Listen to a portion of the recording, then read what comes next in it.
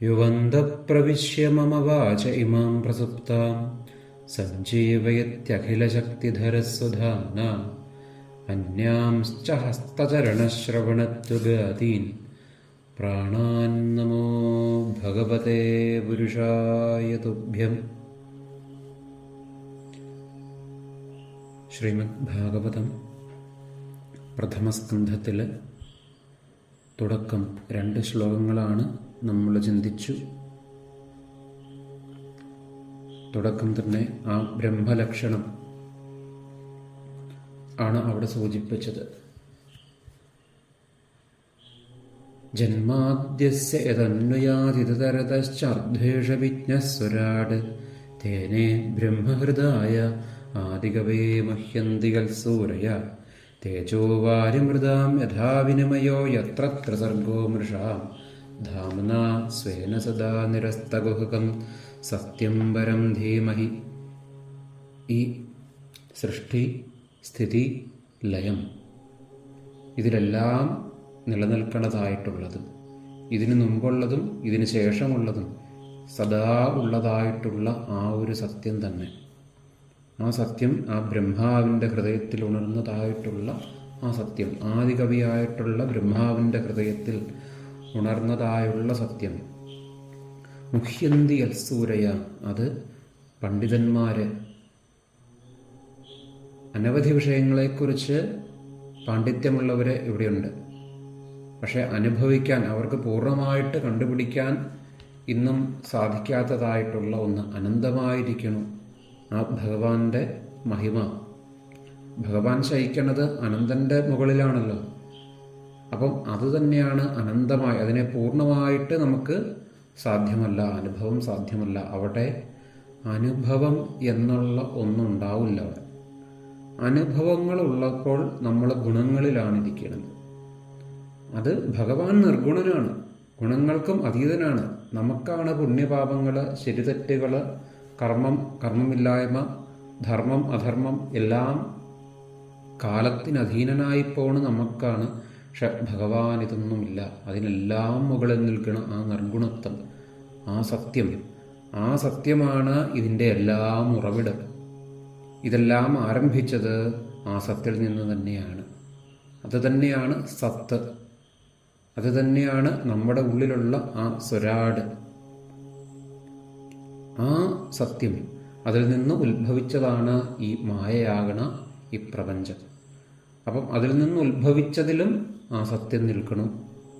അതുണ്ടാകുന്നതിന് കാരണവും ആ സത്യം തന്നെയാണ്. അതിൽ പിന്നെ സംരക്ഷിച്ചു പോകുമ്പോഴും ആ സത്യം അതിൽ നിൽക്കണം. ഇതെല്ലാം സംഹരിക്കണോ, അല്ലെങ്കിൽ ഒടുവിൽ ലയിച്ചു പോകണോ വീണ്ടും ബ്രഹ്മത്തിലേക്ക് തന്നെ.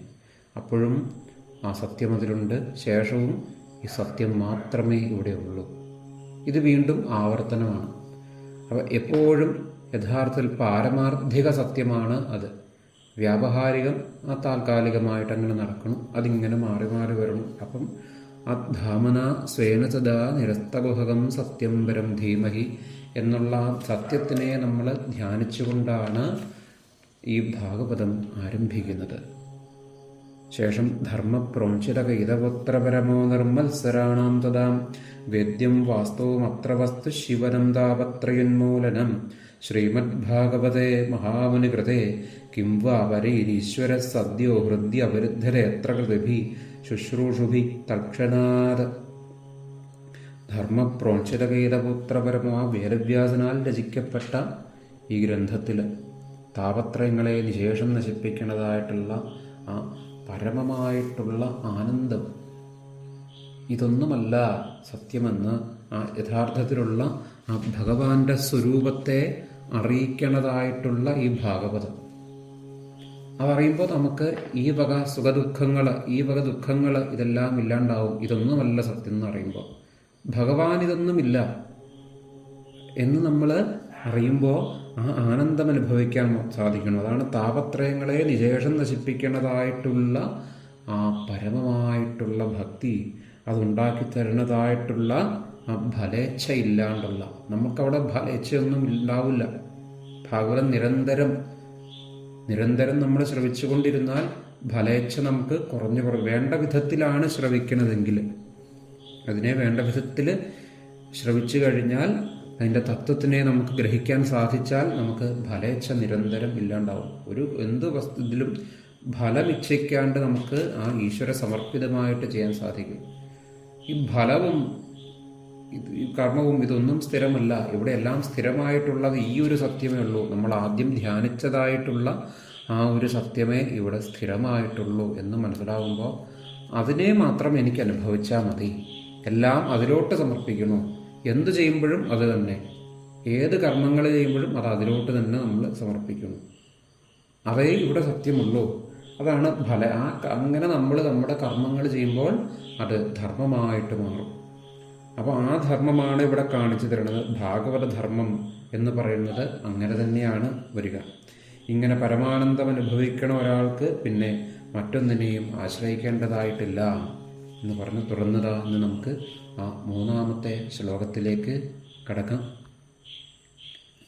നിഗമകൽപ്പതരോർ ഗളിതം ഫലം ശുഖമുഖാദമൃതദ്രവസംയുതം പിബത ഭാഗവതം രസമാലയം മുഹുരഹോ രസികാ ഭുവി ഭാവുകാ. നിഗമകൽപ്പതരോർ ഗളിതം ഫലം ശുഖമുഖാദമൃതദ്രവസംയുതം പിബത ഭാഗവതം രസമാലയം മുഹുരഹോ രസികാ ഭുവി ഭാവുകാ. രസിക, അല്ലയോ രസികന്മാരെ, ഭാവുക, ഇതിനെ ഗ്രഹിക്കാനുള്ള ചിന്താശേഷിയും അതിനുള്ളൊരു സാമർഥ്യം, ഭാവം, ഈ ഭാഗവതത്തിനെ ഗ്രഹിക്കാനായിട്ട് ഉള്ളിലോട്ട് നമുക്ക് ഈ ഭാഗവതത്തിനെ ഗ്രഹിക്കുക, നമ്മളിലോട്ട് ഉറപ്പിക്കാനായിട്ടുള്ള ആ ചിന്താശേഷി അല്ലെങ്കിൽ ബുദ്ധിശക്തി അല്ലെങ്കിൽ സാമർഥ്യം, ഇതൊക്കെയാണ് ഇവിടെ ഉദ്ദേശിക്കുക. ഇതിൽ ശരിക്കും നമുക്ക് കേവലം ബുദ്ധി കൊണ്ടോ മനസ്സുകൊണ്ടോ ഇതിനെ ഗ്രഹിക്കാൻ സാധിക്കുമെന്ന് വെച്ചാൽ നമുക്ക് മനസ്സിലാക്കാൻ സാധിക്കും. മനസ്സുകൊണ്ടെന്താ, നമുക്ക് ഒരു വസ്തു കേട്ടാൽ ആ മനസ്സിലോട്ട് നമുക്ക് ആക്കാൻ സാധിക്കും. അതാണ് നമ്മൾ മനസ്സിലാക്കി, എനിക്ക് മനസ്സിലായി, ആ മനസ്സിലോട്ടായി എന്ന് നമ്മൾ പറയുക. പക്ഷേ ആത്മതത്വങ്ങൾ ശരിക്കും ബോധതലത്തിലോട്ട് ഉറക്കുകയാണ് വേണ്ടത്. ഇത് സ്ഥിരമായിട്ടുള്ള ഒരു വസ്തുവിനെക്കുറിച്ചാണ് ഈ ആത്മതത്വം. ആ സ്ഥിരവസ്തുവിനെ കുറിച്ച് അറിയുമ്പോൾ അത് നമ്മുടെ മനസ്സും ബുദ്ധിയും വരെ സ്ഥിരമല്ല. സ്ഥിരമായിട്ടുള്ളത് ആത്മമാണ്, നമ്മുടെ സ്വരൂപമാണ്. ബുദ്ധിക്കും മനസ്സിനും വരെ മാറ്റങ്ങൾ നിരന്തരം വരുന്നുണ്ട്. ഓരോ സമയത്തും നമ്മുടെ ബുദ്ധിക്കും മാറ്റമുണ്ട്. ഓരോ പ്രായത്തിലും ഓരോ നിമിഷങ്ങളിലും വരണു. മനസ്സും ബുദ്ധിയും ശരീരവും എല്ലാം മാറിക്കൊണ്ടിരിക്കണം. എപ്പോഴും നിരന്തര മാറ്റങ്ങൾ സംഭവിച്ചുകൊണ്ടിരിക്കുമ്പോഴും മാറ്റമില്ലാണ്ട് നിൽക്കണ ആ ഒരേ ഒരു വസ്തു, ആ ഒരു ഭഗവാനേ ഉള്ളൂ. ആ ഭഗവാൻ നമ്മുടെ ഉള്ളിൽ ആ സ്വരാടായിട്ട്, നമ്മുടെ സ്വരൂപമായിട്ട് മാറ്റമില്ലാതെ നിൽക്കണു. സകലതിനും സാക്ഷിയായിട്ട് നിൽക്കണു ആ ഭഗവാൻ.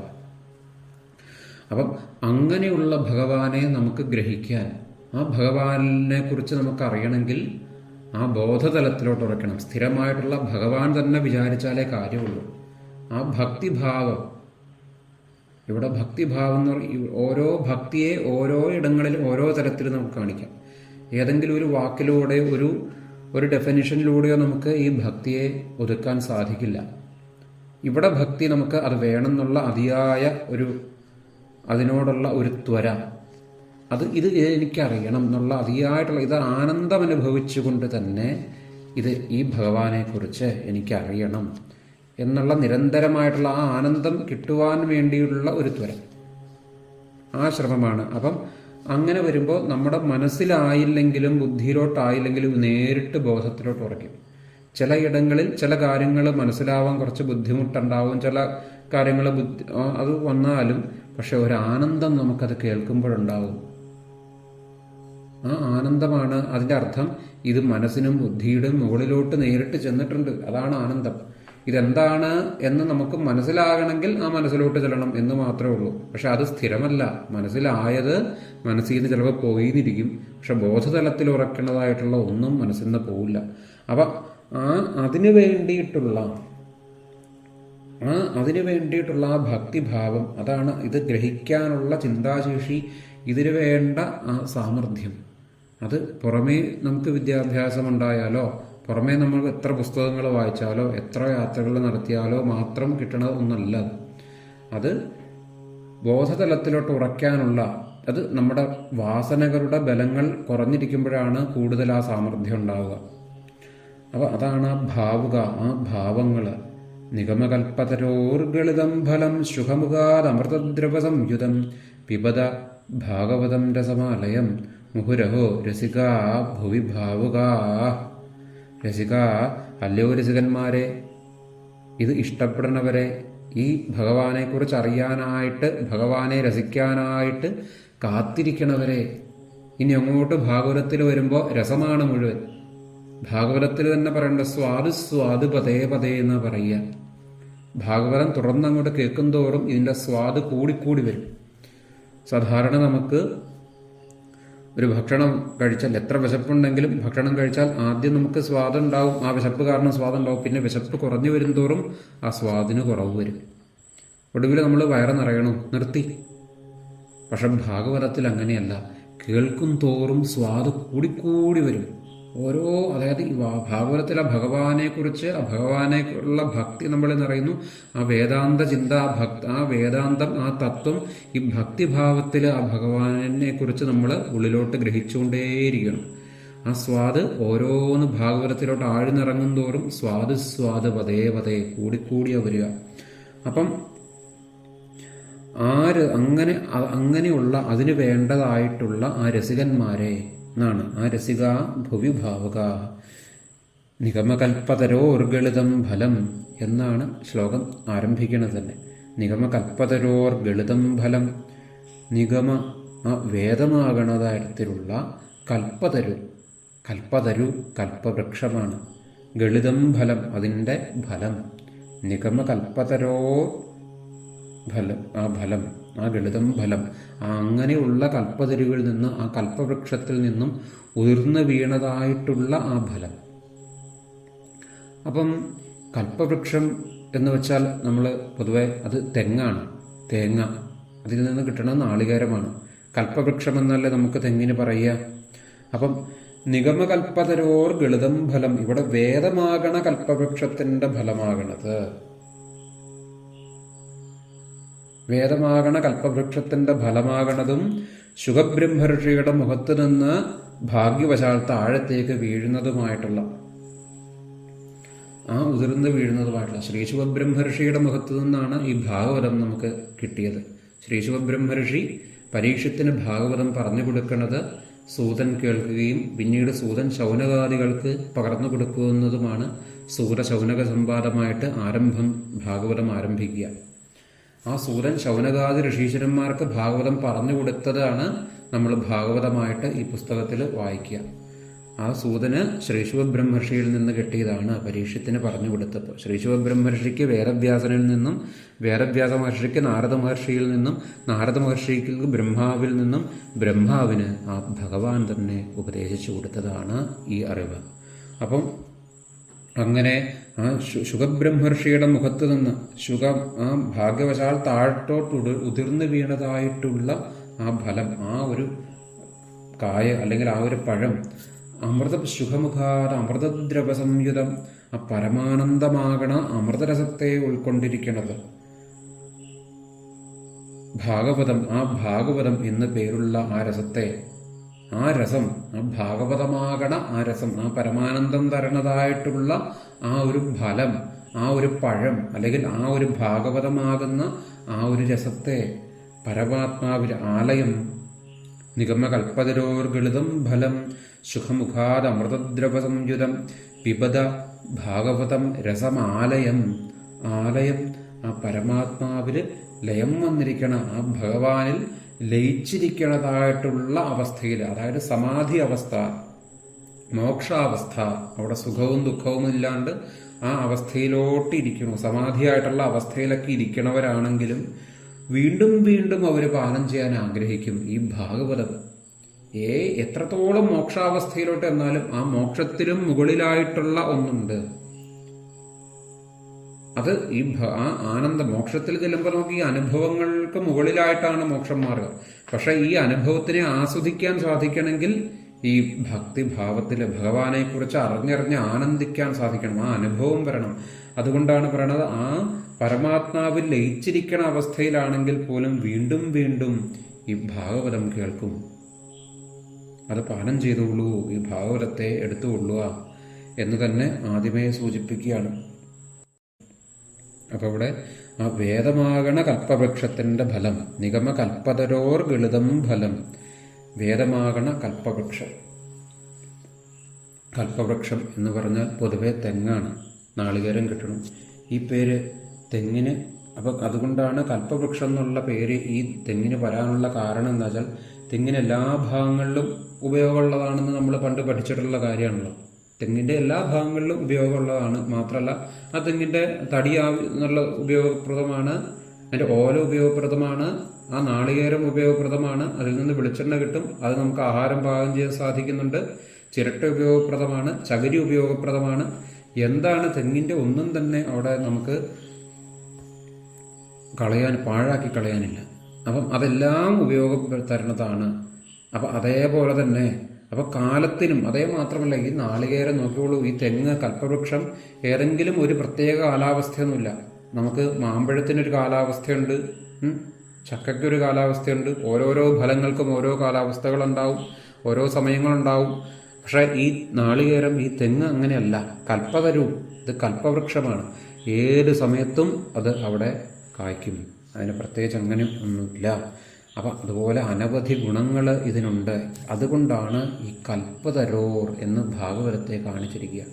ഇതിനേത് സമയം അങ്ങനെയില്ല, ഏതവസ്ഥയിൽ ഈ ഭക്തി ഉണ്ടെങ്കിൽ, ഈ ഭഗവാനെക്കുറിച്ച് അറിയാൻ അതിയായ ആഗ്രഹം ഉണ്ടെങ്കിൽ, അത് ഏതൊരാളാണെങ്കിലും നമുക്കത് കിട്ടും.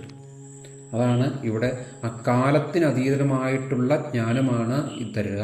അപ്പം കാലം ഇവിടെ ഒരു പ്രശ്നമല്ല. കാലം ഈ താൽക്കാലിക അവസ്ഥ, ഈ കാലത്തിന്റെ പുറകെ പോകുന്നതല്ല, കാലത്തിനതീതമായിട്ടുള്ള അവസ്ഥയാണ് ഈ ഭാഗവതത്തിൽ നമുക്ക് ചൂണ്ടിക്കാണിച്ചു തരിക, അതേതവസ്ഥയിലാണെങ്കിലും. അപ്പം അതിവിടെ ബാധകമല്ല. ശങ്കരാചാര്യസ്വാമികൾ പറഞ്ഞതായിട്ടുള്ള ഒരു ശ്ലോകമാണ്, യോഗരതോവ ഭോഗരതോവ സങ്കരതോവ സംഗവിഹീന യസ്യ ബ്രഹ്മണി രമതേ ചിത്തം നന്ദതി നന്ദതി നന്ദത്തേവ. അത് യോഗരതനായിക്കോട്ടെ, ഭോഗരതനായിക്കോട്ടെ, സംഘമുള്ളവനായിക്കോട്ടെ, സംഘവിഹീനനായിക്കോട്ടെ, യോഗാവസ്ഥയിലിരിക്കുന്ന ഒരാളാണെങ്കിലും ശരി, അവിടെ ഭോഗം സുഖഭോഗങ്ങൾ അനുഭവിക്കുന്ന അവസ്ഥയിലിരിക്കുന്ന ഒരാളാണെങ്കിലും ശരി, സംഘം അനുഭവിക്കുക, എന്തിനോടെങ്കിലും അമിതമായ അറ്റാച്ച്മെന്റുകളിലൂടെ ഇരിക്കുന്ന ചിന്തകൾ, കർമ്മത്തിലൂടെ ഇരിക്കുന്നവരാണെങ്കിലും ശരി, സംഘവിഹീന, ഇതെല്ലാം വിട്ടെറിഞ്ഞവനോ അല്ലെങ്കിൽ ഇതിൽ നിന്നെല്ലാം വിമുക്തനായിരിക്കുന്ന ഒരാളാണെങ്കിലും ശരി, യസ്യ ബ്രഹ്മണി രമതേ ചിത്തം നന്ദരി നന്ദരി നന്ദത്വേവ. അത് ഈ ബ്രഹ്മാനന്ദം അത് എപ്പോൾ കിട്ടും, എങ്ങനെ കിട്ടിയാലും അത് ലയിച്ചു പോകും, അത് ആനന്ദിക്കും എന്ന് കാണിക്കണം. അതേപോലെ തന്നെയാണ് ഇതിന് കാലം ഇവിടെ ബാധകമല്ല. അത് ഇപ്പോൾ കൽപ്പവൃക്ഷത്തിൻ്റെ ഒരു പ്രത്യേകതയാണ്. അതേപോലെ തന്നെ ഇതിൻ്റെ എല്ലാം ഉപയോഗപ്രദമാണ് ഈ കൽപ്പവൃക്ഷത്തിന് എന്ന പോലെ തന്നെ ഭാഗവതത്തിൻ്റെ എല്ലാ ഭാഗങ്ങളും. ഇതിന് പ്രധാനപ്പെട്ടതല്ലാത്തതായിട്ടുള്ള ഒന്നില്ല, എല്ലാം പ്രധാനമായിട്ട് നമ്മൾ ഓരോ ശ്ലോകങ്ങളും ഇനി അങ്ങ് കണ്ട് വരുമ്പോൾ എല്ലാത്തിനും അത്ര ആഴത്തിലാണ് അതെല്ലാം നീങ്ങുക. ഒന്നും ഒഴിവാക്കാവുന്ന ഒരു ഭാഗമല്ല ഭാഗവതത്തിൽ. അത് ഭഗവാന്റെ ശരിക്കും ഒരു വിരാട് പുരുഷ വർണ്ണന എന്ന് പറയും. ഭഗവാന്റെ പാദം തൊട്ട് ശിരസ് വരെയുള്ള ഭാഗങ്ങളെ വർണ്ണിക്കുക. അതായത് ഈ ഏതെങ്കിലും രൂപത്തെയോ ശരീരത്തെയാണോ അവിടെ വർണ്ണിക്കണമെന്ന് ചോദിച്ചാൽ ഈ പ്രപഞ്ചത്തിനെയാണ് ഇവിടെ വർണ്ണിക്കുക. പാദം ശിരസ് എന്നൊക്കെ ഇവിടെ വെച്ചിരിക്കുന്നത് നമ്മൾ മനുഷ്യനായതുകൊണ്ട് ഈ ശരീരരൂപത്തെ ഒന്ന് സങ്കല്പിച്ച് വെച്ചിരിക്കണമെന്നേ ഉള്ളൂ. അവിടെ ഈ പ്രപഞ്ചമാണ് അവിടെ ഉദ്ദേശിക്കുന്നത്. അതിൻ്റെ ഓരോ ഭാഗങ്ങളും ഉള്ള പ്രത്യേകതകൾ അതിൽ പറയുന്നുണ്ട്. അതേപോലെ തന്നെയാണ് ഇതിലുള്ള ഓരോ സ്കന്ധവും അതേപോലെ തന്നെയാണ്. ഓരോ സ്കന്ധത്തിനും ഓരോ അധ്യായത്തിനും അതിലുള്ള ഓരോ ശ്ലോകങ്ങൾക്കും ഓരോ പദങ്ങൾക്കും പ്രാധാന്യമേറെയാണ്. എല്ലാം നമുക്ക് ഉപയോഗപ്രദമാണ്, ആഴത്തിൽ ഇറങ്ങിച്ചെല്ലാവുന്നത് തന്നെയാണ്. അപ്പം അങ്ങനെ നോക്കുമ്പോൾ നിഗമ കൽപ്പതരോർഗളിതം ഫലം സുഖമുഖാദ, അങ്ങനെയുള്ള ആ ഭാഗവതം അത് സുഖമുഖാദ അമൃതദ്രവ സംയുതം, ശ്രീ ശിവബ്രഹ്മർഷിയുടെ മുഖത്ത് നിന്ന് ഉതിർന്നു വീണതായിട്ടുള്ള പഴം. സുഖം എന്ന് വെച്ചാൽ തത്ത എന്നാണ് പൊതുവെ എൻ്റെ അർത്ഥം പറയുക. ഇപ്പം ശ്രീശുഖബ്രഹ്മർഷി അപ്പം തത്തയുടെ കൊക്കിൽ നിന്ന്, ആ വായിൽ നിന്ന് വീണതായിട്ടുള്ള ഒരു പഴമായിട്ട് ഭാഗവതത്തിനെ കാണിച്ചു തരുന്നു എന്നത് അതിൻ്റെ ബാഹ്യമായിട്ടുള്ള ഒരു അർത്ഥമായിട്ട് നമുക്കെടുക്കാം. എന്നാൽ യഥാർത്ഥത്തിൽ ഇവിടെ ശുഖബ്രഹ്മർഷിയുടെ മറ്റൊരർത്ഥം, ശുഖം എന്നാൽ ശുഭ്രമായ പ്രകാശം,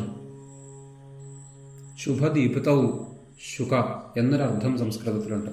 ശുഭ്രമായ പ്രകാശം, ആ പ്രകാശം എന്നത് ജ്ഞാനമാണ് ഇവിടെ ഉദ്ദേശിക്കുന്നത്. ആ തേജസ്, ആ ജ്ഞാനം, അതാണ് ആ ശ്രീശുഖബ്രഹ്മർഷിയിൽ നിന്ന് വീണത്. സാധുക്കള്, ഇവരോട് നമുക്ക് സംഘമുണ്ടായിക്കഴിഞ്ഞാൽ സത്തുക്കള്, ഇദ്ദേഹം മഹായോഗീശ്വരനാണ്, ദിഗംബരനാണ് ശ്രീശുഖബ്രഹ്മർഷി.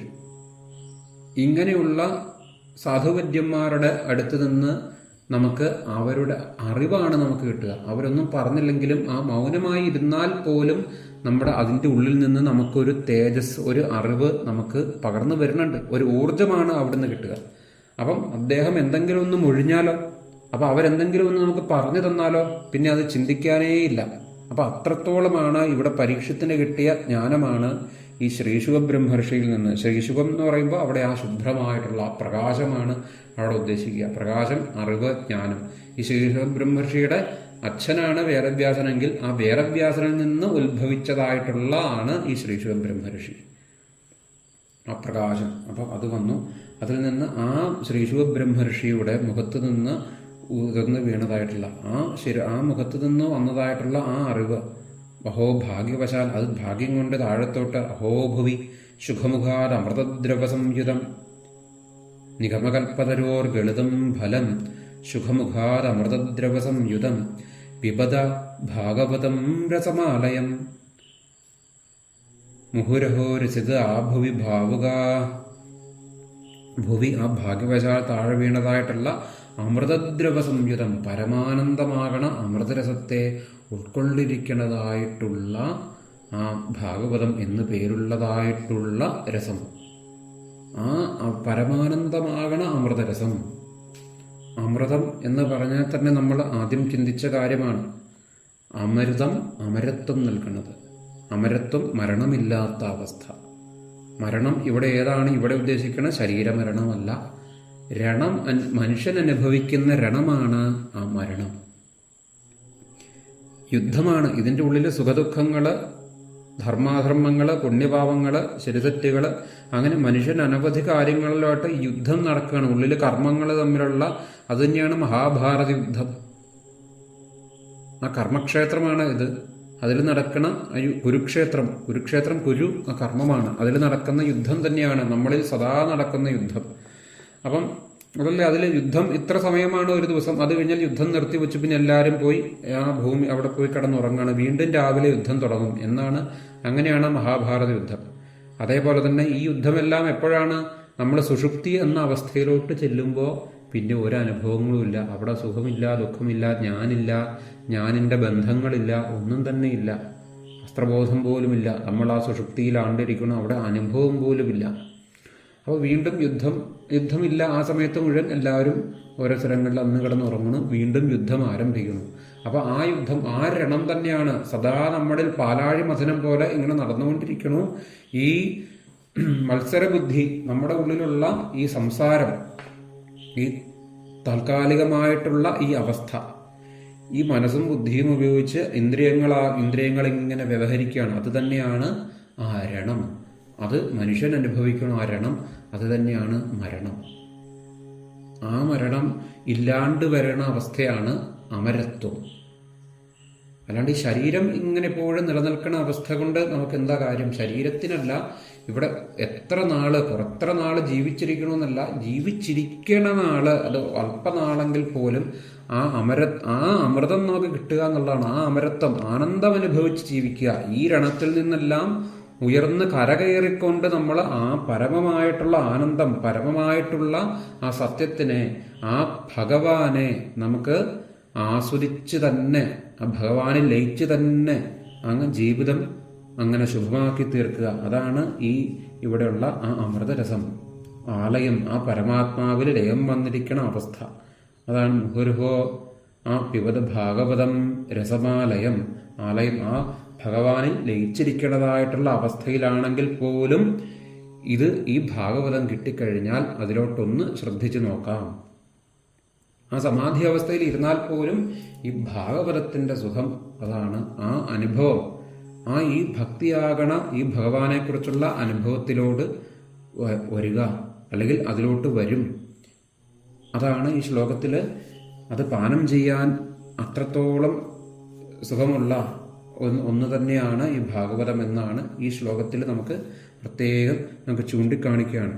ആ ജ്ഞാനം, ആ അറിവാണ്, ആ ഭക്തിയാണ്. ഈ ഭാഗവതം ഭക്തിയാണ്. പുറമേ ഭക്തി കാണിച്ചിരിക്കുന്നു. കഥകളുടെ ഒരു പുറംതോടായിട്ടാണ് ഭാഗവതം വെച്ചിരിക്കുക. പുറംതോടായിട്ട് അത് ഈ ജ്ഞാനം എടുക്കാൻ എളുപ്പമായിട്ടുള്ള കഥകളായിട്ടാണ് വെച്ചിരിക്കുക. അത് പുറംതോടാണ്. എന്നാൽ ഇതിന്റെ ഉള്ളിലുള്ള ഇതിന്റെ ഉള്ളിലുള്ള വിത്ത് ഈ പുറമേ കാണുന്നതല്ല. അപ്പൊ വിത്ത് അതിൽ നിന്നാണ് വീണ്ടും അടുത്തത് മുളച്ചു വരിക. ആ വിത്താണ്, അത് ജ്ഞാനമാണ്. ഭക്തി ഇല്ലാണ്ട് നമുക്ക് ജ്ഞാനം ഉള്ളിലോട്ട് ഉറയ്ക്കാനും പാടാണ്. സാധാരണ നമ്മൾ പലരും ചിന്തിക്കുന്നത് ഭക്തി വേറെ ജ്ഞാനം വേറെ, വേദാന്തം വേറെ ജ്ഞാനം വേറെ എന്നാണ് ഉദ്ദേശിക്കുക. പക്ഷെ അത് മനസ്സിലും ബുദ്ധിയിലും മാത്രം ഉറച്ചിരിക്കുമ്പോൾ അത് ആ അറിവ് മാത്രമേ ആകണുള്ളൂ. പക്ഷെ അത് ഭക്തിഭാവത്തിലൂടെ വേണം ഇതിനോട്ട് എടുക്കാനായിട്ട്. ഭക്തിഭാവം അതിനെ ഉള്ളിലോട്ട് ഉറക്കി ആ ബോധതലത്തിലോട്ട് നമുക്ക് ഉറച്ചു കഴിയുമ്പോഴുള്ള നമ്മുടെ ജീവിത അനുഭവങ്ങൾക്ക് മാറ്റം വരും. അതാണ് ഭക്തിഭാവം വരിക. ഭക്തിയാണെങ്കിലും കേവലമായിട്ട് ബാഹ്യമായിട്ട് നമ്മൾ കാണിക്കണ ഭക്തിയല്ല, അത് ഭാവങ്ങളാണ്. ഭക്തിയുടെ ചില ഭാവങ്ങളാണ്. പരമമായിട്ടുള്ള ഈ അവസ്ഥയിലേക്കുള്ള പാത തന്നെയാണ് ആ ബാഹ്യമായിട്ട് നമ്മൾ കാണിക്കുന്ന ഭക്തി. ഭാഗവതം നമുക്ക് യഥാർത്ഥം കാണിക്കുന്ന തരത്തിലുള്ള ആ ഭക്തി, വേദാന്തം, ജ്ഞാനഭക്തി എന്നെല്ലാം പറയും. ആ രാമകൃഷ്ണദേവനെല്ലാം, രാമകൃഷ്ണ പരമഹംസർ, അദ്ദേഹമെല്ലാം അനുഭവിക്കേണ്ടതായിട്ടുള്ള അവസ്ഥ. അദ്ദേഹം ഭക്തിക്ക് ഭക്തി, വേദാന്തത്തിന് വേദാന്തം, യോഗത്തിന് യോഗ. അപ്പൊ ഇങ്ങനെയുള്ള അവസ്ഥയിലിരിക്കണ ആ അവസ്ഥ അത് തന്നെയാണ് ഇതിലെല്ലാം ഈ ഭാഗവതത്തിൽ കാണിച്ചു തരുന്നുണ്ട്. പക്ഷെ എന്ത് സ്വീകരിക്കണമെങ്കിലും നമുക്ക് അതിനോടൊരു ഭക്തി വേണം. ആ ഭക്തിയെ വർദ്ധിപ്പിച്ചു തരും ഭാഗവതം. ഭക്തിയിലൂടെ നമുക്ക് ഈ ജ്ഞാനത്തിനെ ആനന്ദിച്ച് ഗ്രഹിച്ചു പോകാം. ആ ജ്ഞാനവും ഭക്തിയും, ആ ജ്ഞാന സംസ്കാരം, അത് രണ്ടും ആവശ്യമാണ്. ജ്ഞാനവും ഭക്തിയും ആവശ്യമാണ്. ചിലവർക്ക് ആദ്യം ജ്ഞാനം കൂടുതൽ ഇതിന്റെ ശാസ്ത്രവശങ്ങൾ കാണുമ്പോൾ അതിനോടായിരിക്കും ഇൻട്രസ്റ്റ് കൂടുതൽ. അപ്പൊ ആ ശാസ്ത്രവശങ്ങളിൽ ആദ്യം എടുക്കും. പിന്നീടാണ് കുറെ എടുത്ത് കഴിഞ്ഞാണ് നമുക്ക് പിന്നെ ഭക്തിഭാവത്തിലോട്ട് കയറും. ഒടുവില് ആദ്യം ജ്ഞാനം അറിയും, പിന്നെ ഭക്തി വരും. പിന്നീട് ഭക്തി വരുമ്പോൾ ഈ അറിവ് കഴിഞ്ഞാൽ പിന്നെ അവരൊന്ന് അടങ്ങും. അറിവിരിക്കുന്ന സമയത്ത് എന്തൊക്കെയോ എനിക്ക് ചെയ്യാനുണ്ടെന്നും ഈ അറിവ് ആ തരത്തിലുള്ള അടക്കം കുറച്ച് കുറവായെന്നും ഇരിക്കാൻ പറയാൻ സാധിക്കില്ല. ശേഷം ഭക്തി വരുമ്പോഴാണ് ഉള്ളിൽ അടക്കം വരിക. എന്നാൽ മറ്റു ചിലവിടത്ത് ആദ്യം അടക്കം വരും. ഭക്തിഭാവം ആദ്യമുള്ളവരുണ്ടാവും, അടങ്ങിയിരിക്കും. പിന്നീടാണ് ഈ അടക്കം, അതെന്തിനായിരുന്നു എന്ന് അവർക്ക് പിടികിട്ടേണ്ടത്. ആ ശാസ്ത്രീയമായിട്ട് ഈ ജ്ഞാനം വരുമ്പോഴാണ് അവരിതിനെയൊക്കെ അറിയുക. അപ്പൊ രണ്ടും നമുക്ക് ആവശ്യമാണ്. അത് തന്നെയാണ് ശങ്കരാചാര്യസ്വാമികളെല്ലാം നമുക്ക് കാണിച്ചു തരുന്നതും. അദ്ദേഹം പരമവേദാന്തിയായിരുന്നു. ബ്രഹ്മസത്യം ജഗത് മിഥ്യ എന്ന് പറഞ്ഞു നടന്നു. ഈ ബ്രഹ്മമാണ്, ഈ ബ്രഹ്മമേ സത്യമുള്ളൂ, ഈ ജഗത് മിഥ്യ, അതാണ് സത്യം. അപ്പൊ ഈ അനുഭവിക്കുന്ന മായ ഇത് മിഥ്യമാണ്. മിഥ്യയാണെങ്കിൽ പിന്നെ എന്തിനാണ് ഈ മായ? അതിൽ ലയിക്കേണ്ട ആവശ്യമുള്ളൂ എന്ന് പറഞ്ഞ് തന്ന ശങ്കരാചാര്യസ്വാമികൾ തന്നെയാണ് പിന്നീട് ദേവിയുടെ ഉപാസകനായി മാറിയതും. ഈ മായയുടെ ബലത്തെ മനസ്സിലായി. ഈ മായയിൽ നിന്ന് മോചിക്കാൻ മായയോട് തന്നെ മായയുടെ അനുഗ്രഹം നമുക്ക് ആവശ്യമാണെന്ന് മനസ്സിലാകുകയും ദേവിയുടെ ഉപാസകനായി മാറുകയും ശേഷം പിന്നീട് അതിൽ നിന്നും പിന്നെ ഭക്തിയിലോട്ട് ഉയരുകയും ചെയ്തു. അങ്ങനെ അദ്ദേഹം ഭജഗോവിന്ദം പാടി നടന്നതും ആ സ്വാമികൾ തന്നെയാണ്. അപ്പം ഭക്തി, ജ്ഞാന, വൈരാഗ്യം, അതാണ് ഗംഗ, യമുന, സരസ്വതി. വേദാന്ത തലത്തിലെ ജ്ഞാനതലത്തിൽ നോക്കിക്കഴിഞ്ഞാൽ ഭക്തി, ജ്ഞാന, വൈരാഗ്യമായിട്ടാണ് ഗംഗ, യമുന, സരസ്വതി. അതാണ് പ്രയാഗം ആയിട്ട് കാണിക്കുക. എന്നാൽ യോഗതലത്തിൽ, യോഗവിദ്യാതലത്തിലോട്ട് നോക്കുമ്പോൾ ഇത് ഇടാപിംഗള സുഷുപ്ന നാഡിയായിട്ട്. രണ്ടും ശരി തന്നെയാണ്. ഇതിന് നമ്മുടെ ഈ ഈ വേദമായിട്ടുള്ള നമ്മുടെ ഋഷീശ്വരന്മാരിൽ നിന്ന് ഉത്ഭവിച്ചതായിട്ടുള്ള എല്ലാ വിദ്യകളിലും എല്ലാ അറിവുകളുമെല്ലാം ഒരു തലത്തിൽ ഒരു ആംഗിളിൽ നമുക്ക് ഉറപ്പിക്കാൻ പറ്റില്ല. അതിന് ഒന്നിന് തന്നെ അനവധി തലത്തിലോട്ട് നമുക്ക് ചെല്ലാൻ പറ്റും. നമ്മൾ ഭാരത സംസ്കാരത്തിൽ നമുക്ക് ഈ തന്നിരിക്കുന്നതിനെല്ലാം തന്നെ അനവധി അർത്ഥങ്ങളുണ്ട്. ഏതെങ്കിലും ഒന്നിൽ മാത്രം ഒതുങ്ങണതല്ല. സൂക്ഷ്മ അർത്ഥങ്ങൾ, അനവധി ആംഗിളുകളായിട്ടുള്ള പല കോണുകളിലൂടെ നമ്മൾ ഒരേ വസ്തുവിനെ തന്നെയാണ് ഇവിടെ എല്ലാം പറയുന്നത്. ആ ഭഗവാനെ കുറിച്ച് തന്നെയാണ് ഇവിടെ ഇത് മുഴുവൻ പറയുന്നതെങ്കിലും ആ ഒരു വസ്തുവിൻ്റെ പല പല കോണുകളിൽ നിന്ന് നമ്മളെ ആ വസ്തുവിനെ നോക്കുമ്പോൾ ഉള്ള വ്യത്യാസം. ഒരാൾ നിൽക്കണു, അയാളുടെ മുമ്പിൽ നിന്ന് നോക്കണ പോലെയല്ല പിറകിൽ നിന്ന് നോക്കണത്. വേറൊരു വശത്ത് നോക്കുമ്പോൾ വ്യത്യാസമുണ്ട്. എന്നാൽ ഇത് രണ്ടുമല്ലാണ്ട് ഒരു കോണിലൂടെ വേറൊരു കോണിലൂടെ നോക്കുമ്പോൾ വ്യത്യാസമുണ്ട്. എന്ന പോലെ പല പല വീക്ഷണങ്ങളായിട്ട് തന്നെ ഇതേ ഒരേ ഒരു വസ്തുവിനെ കാണുന്നു. പല അർത്ഥങ്ങൾ സൂക്ഷ്മമായിട്ട് പല പല അർത്ഥങ്ങളിലൂടെ നമുക്കിതിനെ ഗ്രഹിക്കലാണ് ഇവിടെ പ്രാധാന്യം. നമ്മളിതിലോട്ട് ഉറക്കലാണ് പ്രാധാന്യം. അങ്ങനെ ആ പരമാനന്ദം നമുക്ക് അനുഭവിക്കാൻ സാധിക്കും. പരമമായിട്ടുള്ള ആനന്ദം. അവിടെ ഈ ശബ്ദരൂപ ഗുണങ്ങളോ ഇതിലോട്ടല്ല, നമ്മൾ അതിൽ നിന്നെല്ലാം ഉയരും. എന്നാൽ അത് അനുഭവിച്ചുകൊണ്ട് തന്നെ ഈ ആനന്ദം അനുഭവിക്കുക. എന്നാൽ അവിടെ അശബ്ദം അസ്പർശം അരൂപം അവ്യയം എന്നുള്ള അവസ്ഥയിലോട്ട് നമ്മൾ ചെല്ലുകയും ചെയ്യും. അശബ്ദം അസ്പർശം അരൂപം അവ്യയം എന്ന് പറയുക ഈ പരമാനന്ദം. അവിടെ സ്പർശമോ ശബ്ദമോ അശബ്ദമാണ്, സ്പർശമോ രൂപമോ ഇതൊന്നുമല്ല. അതെല്ലാം ഉണ്ടാവുമെങ്കിലും അവിടെ ഈ ആനന്ദം അനുഭവിക്കാൻ സാധിക്കും. നമ്മൾ അതിലൊന്നും പ്രത്യേകിച്ചൊരൊട്ടലുണ്ടാകാതെ എന്നാൽ ആനന്ദം അവിടെ അനുഭവിക്കാനും സാധിക്കും. അതുകൊണ്ട് ഇതിനെ അനുഭവിച്ചു കൊള്ളുക എന്ന് പറഞ്ഞ ഈ ശ്ലോകം നിഗമകൽപ്പതരോർ ഗളിതം ഫലം സുഖമുഖാരമൃതദ്രവസംയുതം വിപദ ഭാഗവതം രസമാലയം മുഹുരഹോ രസികാ ഭുവി ഭാവുകാ എന്ന ഈ ശ്ലോകം നമ്മൾ ആ ഭഗവാന്റെ പാദങ്ങളിൽ തന്നെ സമർപ്പിക്കണം. തുടർന്നുള്ള ശ്ലോകങ്ങളിലോട്ട് നമുക്കിനി അടുത്ത വരും ദിനങ്ങളിൽ ചിന്തിച്ചു പോകാം. സ്വസ്തി പ്രജാഭ്യ പരിപാലയന്താം ന്യായേന മാർഗേണ മഹിം മഹീശ ഗോബ്രാഹ്മണേഭ്യ ശുഭമസ്തു നിത്യം ലോകാ സമസ്താ സുഖിനോ ഭവന്തു. സർവത്ര ഗോവിന്ദനാമ സങ്കീർത്തനം. ഗോവിന്ദ ഗോവിന്ദ. ഓം നമഃ ശിവായ.